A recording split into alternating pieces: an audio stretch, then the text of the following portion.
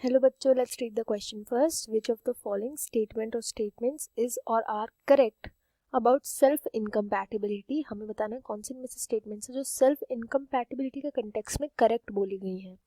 First, it is a device to prevent inbreeding. Inbreeding को prevent करता है self incompatibility.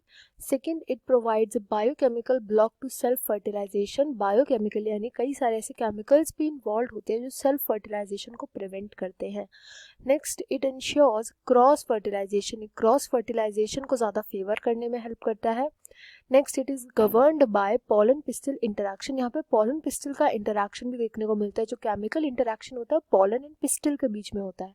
Next, it is governed bye series of multiple alleles. यहाँ पे कई सारे मल्टीपल एलील्स इन्वॉल्व होते हैं. Next, it prevents self-pollen, that is from the same flower of the same plant from fertilizing the ovules by inhibiting pollen germination of pollen tube growth in the pistil. ये self pollen को मतलब कि जो same flower का same pollen है, same flower का same plant का जो सेम पॉलन है उसको फर्टिलाइज करने से रोकता है सेम फ्लावर के पिस्टिल से.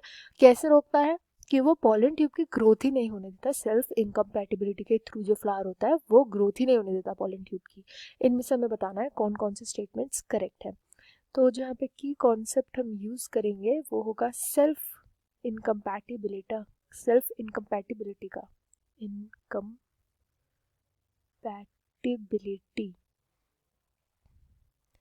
तो ये एक ऐसा फिनोमेना होता है, नाम से पता चल रहा है कि जो फ्लावर होते हैं इसमें क्योंकि क्रॉस फर्टिलाइजेशन को वो ज़्यादा फेवर करते हैं, वो चाहते हैं कि उनके अंदर क्रॉस फर्टिलाइजेशन हो. इस वजह से सेल्फ फर्टिलाइजेशन को, जो सेल्फ क्रॉसिंग होती है अपने ही प्लांट के अपने फ्लावर के साथ जो फर्टिलाइजेशन होता है उसको प्रिवेंट करने के लिए ये मैकेनिज्म बिल्ड किया गया है फ्लावर्स के अंदर.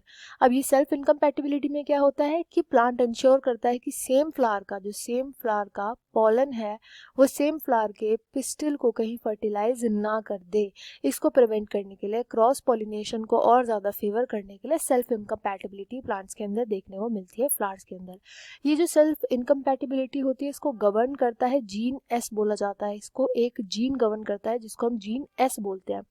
इस एस जीन के कई सारे हमने मल्टीपल अलील्स देखे हैं. कई सारे अलील्स जो होते हैं इधर प्रेजेंट होते हैं, इसलिए इस फिनोमिना को हम ये भी बोलते हैं कि ये मल्टीपल एलील्स इनको कंट्रोल करते हैं. कई सारे टाइप ऑफ अलील्स इसमें देखने को मिलते हैं. अब ये देखने को मिलता है कि अगर इन अलील्स का जो कॉम्बिनेशन होता है, फॉर एग्जांपल अगर पॉलन के अंदर जो अलील्स का कॉम्बिनेशन है वो है S1 S2 अलील्स प्रेजेंट है, एंड अगर पिस्टिल के अंदर भी सेम अलील्स प्रेजेंट होते हैं तो पिस्टिल को पता चल जाता है कि ये सेम फ्लावर का ही है.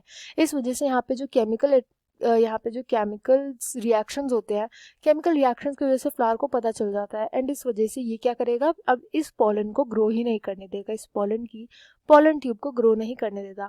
एंड अगर ड्यू टू XYZ रीजन ये कर भी गया ग्रो, तो जो ज़ायगोट यहाँ पे बनता है डबल फर्टिलाइजेशन के बाद वो फंक्शनल नहीं होता. ये प्लांट के अंदर मैकेनिज्म चलते हैं.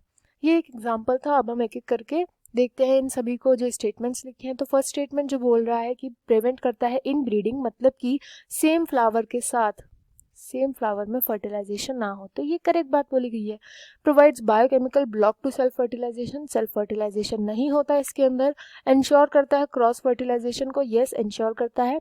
इसमें पॉलन पिस्टिल इंटरैक्शन होते हैं, तो यस पॉलन और पिस्टिल आपस में केमिकल्स के थ्रू रिएक्ट करते हैं, एक दूसरे के साथ इंटरैक्ट करता है, जिससे कि पिस्टिल को पता चल जाता है कि ये पॉलन सेम फ्लावर का ही है.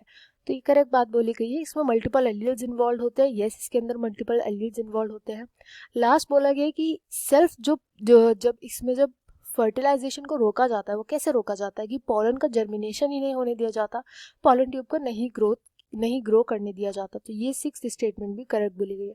सभी स्टेटमेंट यहाँ पे करेक्ट है, इसलिए यहाँ पे राइट आंसर हो जाएगा all of the above. I hope you understood well. Best of luck and thank you.